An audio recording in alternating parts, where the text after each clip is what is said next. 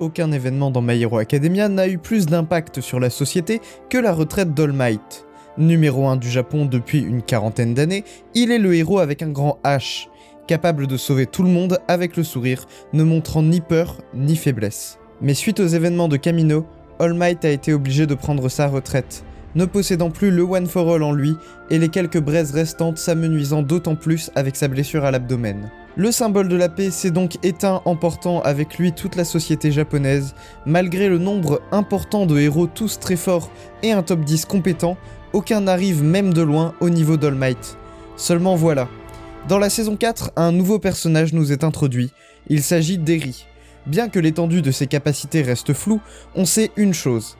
Elle est capable de faire revenir un être humain à un état précédent. C'est d'ailleurs ce qu'elle fait avec Izuku, rembobinant ses os avant que ceux-ci ne cassent.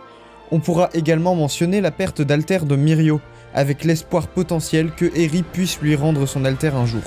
Mais si Eri est capable de le faire pour Mirio, pourquoi personne ne pense à rembobiner All Might à un stade où il avait le One for All ? Je vous présente donc ma théorie sur le fonctionnement de l'alter de Eri et sur l'erreur scénaristique que Horikoshi a faite.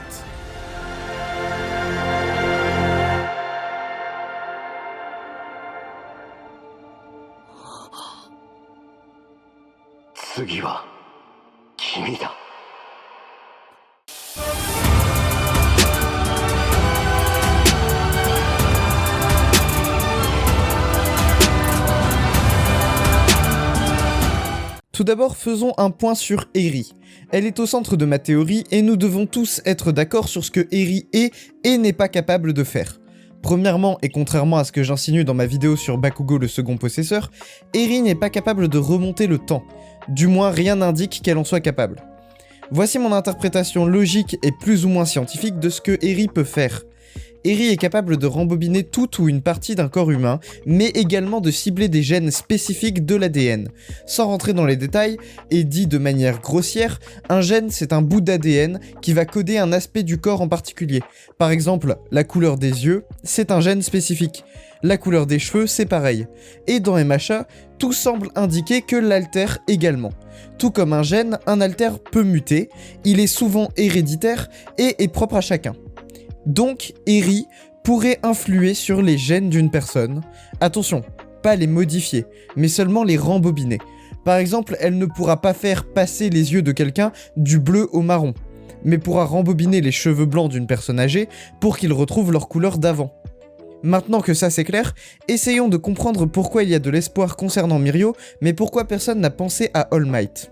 La réponse est plutôt logique quand on prend en compte tout ce que je viens de dire. La balle anti-alter qu'a pris Mirio a été créée à partir de l'alter de Eri. Or, rien dans l'alter de Eri ne suggère qu'elle peut totalement faire disparaître un élément. Concernant son père, il n'a pas disparu, mais a été réduit à un stade de cellule œuf, tellement infime que ça revient à dire qu'il a disparu. On peut donc imaginer que Mirio n'a pas perdu son alter, mais que celui-ci s'est retrouvé rembobiné au stade où il était inactif, c'est-à-dire durant les 4 à 5 premières années de la vie d'une personne. Dans ce cas de figure, deux choses ressortent. Premièrement, Mirio aurait sûrement récupéré naturellement son alter au bout de 5 ans. Et deuxièmement, Eri doit juste utiliser son alter pour faire revenir le gène alter de Mirio à un stade où il est actif. La différence avec All Might étant que celui-ci n'a plus aucun alter. Il n'a plus le One for All en lui, et si Eri cherche à rembobiner le facteur alter de All Might, elle ne trouvera rien. Comme dit précédemment, elle ne peut pas créer ou détruire. Si il n'y a aucun gène alter dans le corps de All Might, elle ne pourra rien faire, puisque Eri ne remonte pas le temps, elle remonte uniquement l'organisme, et se base donc sur l'organisme actuel pour revenir à un stade précédent de cet organisme actuel. On peut donc conclure que All Might est plutôt condamné à ne plus pouvoir redevenir comme avant. Un deuxième problème se pose avec la création d'Eri, c'est l'erreur que Horikoshi a fait. Là où Horikoshi a fait une erreur selon moi, et plein de fans de My Hero Academia seront d'accord d'ailleurs, c'est dans le fait d'avoir créé un personnage aussi puissant que Eri. Les capacités de Eri font d'elle un véritable Deus Ex Machina. Un Deus Ex Machina, c'est quand une situation complexe, a priori sans issue, est résolue par un élément soit inattendu, soit surpuissant, soit les deux. Ici, Eri est capable d'annuler toute forme de blessure tant que la personne ne meurt pas. J'ai pas besoin de vous faire un dessin, vous comprenez très bien que ça pose un immense problème en termes d'enjeu. Quel est l'intérêt de créer des grosses scènes de combat potentiellement dangereuses pour nos héros si ceux-ci ne risquent rien parce que Eri peut les rembobiner, donc les soigner? L'intérêt de Eri pour Horikoshi était sûrement de créer un personnage qui soit à la fois très vulnérable, de par son jeune âge et le fait qu'elle ne maîtrise pas son alter, et en même temps assez puissant pour montrer le principe de singularité des alters. Ce principe de singularité des alters qui dit qu'à chaque génération, les enfants naissent avec des alters encore plus puissants. Eri étant né à la fin de la 5ème génération d'alter, presque quasiment au début de la 6ème génération d'alter, son alter était donc logiquement censé être plus puissant que ceux des générations précédentes. Cependant, plusieurs choses pourraient permettre à Horikoshi de régler le problème de surpuissance de Eri. L'idée la plus probable et logique selon moi, pour définitivement régler ce problème, serait qu'elle se fasse voler son alter par All for One.